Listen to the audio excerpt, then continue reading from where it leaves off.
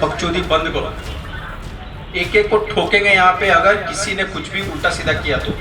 Daily daily का साला यहाँ पे नौटंकी हो रहा है नागपुर शहर में, कोई इसको चाकू मार रहा है, कोई इसको चाकू मार रहा है। तुम लोग को समझ नहीं आता है कि इसके कारण कितना शहर में माहौल खराब हो रहा है। तुम लोग को एक छोटा सा विषय हुआ कि गाड़ी में कट लग गया किसी का गाड़ी का, कोई आगे आ गया, कोई किसी के बहन के साथ किसी का लफड़ा है, तो हम लोग क्या सो रहे हैं क्या? हम लोग आके बोलते क्यों नहीं हो तुम लोग जो खुद से मतलब हीरो बनने चले आते हो?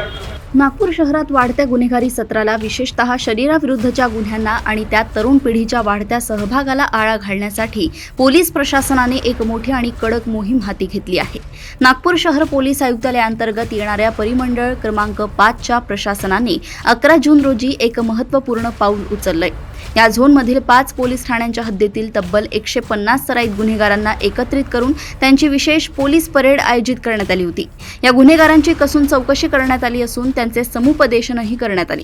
या धडक उपक्रमादरम्यान पोलीस उप आयुक्त नित्यानंद झा यांनी सर्व गुन्हेगारांना भविष्यात कोणताही गुन्हा न करण्याबाबत अत्यंत सक्त ताकीद दिली।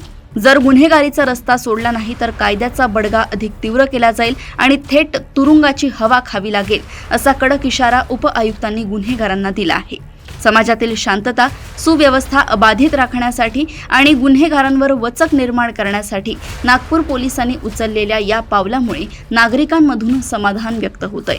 इसमें हम लोगों ने ये प्लान किया था कि नागपुर शहर में कुछ अभी रिसेंटली जो हमने इंसिडेंट देखा है उसके संदर्भ में हमने देखा कि जो जुवेनाइल्स है या फिर जो यंग लड़के हैं वो बहुत सारे डिफरेंट क्राइम्स में इन्वॉल्व हो रहे हैं, स्पेशली बॉडी ऑफेंसेस में। इसी बात को ध्यान में रखते हुए हमने अपने 5 पुलिस स्टेशन के पूरे जोन के बेसिकली पुलिस स्टेशन के हमने आरोपियों को बुलाया था यहाँ पे, जो टोटल आपने जिस तरह से बताया तकरीबन 150 के करीब आरोपी आए थे। इसमें डिफरेंट कैटेगरी के आरोपी थे कि कोई बॉडी ऑफेंस वाला था, कोई ड्रग्स वाला था, कोई अलग अलग किस्म के ऑफेंसेस के आरोपी थे।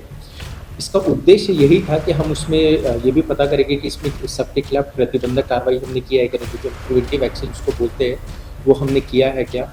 उसके अलावा दूसरा कि लॉ एंड ऑर्डर मेंटेन करने के हिसाब से हमने इनको एक अभी तो सख्त ताकीद दिया है। अगर इन लोगों ने फिर से किसी क्राइम में इन्वॉल्व होते हैं तो हम इन पे जो हमारे पुलिस विभाग में जो विभिन्न किस्म के कार्रवाई होती है, जैसे कि मोका में होता है या फिर MPDA में होता है या फिर तड़ीपार होता है, ये सब हम इन पर अप्लाई करेंगे।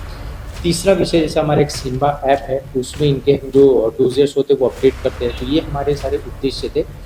अभी हमने सबको समझाया है, हर तरीके से समझाया है। मुझे उम्मीद है कि कुछ हद तक हमें इससे फ़ायदा होगा। संयुक्त उद्देश्य देखिए, हमारे पुलिस का जो ओवरऑल उद्देश्य ये होता है, तो हमारे मेन इश्यूज़ है कि एक तो लॉ एंड ऑर्डर जो सिचुएशन होता है, जो एक सामाजिक जीवन में जो लोगों के मुख्य प्रवाह जो होते हैं उसमें कोई बाधा ना बने। So that is the our bread and butter कि लॉ एंड ऑर्डर हम मेंटेन कर सकें।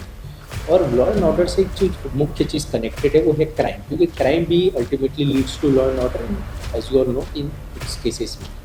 तो हम इनसे यही बोले हैं कि या तो तुम लोग क्राइम करना बंद करो, और जो लॉ एंड ऑर्डर सिचुएशन में कभी कभी भीड़ का ये हिस्सा बनते रहते हैं तो वहाँ पे तुम लोग आना बंद करो, ये हमने इनको बोला है।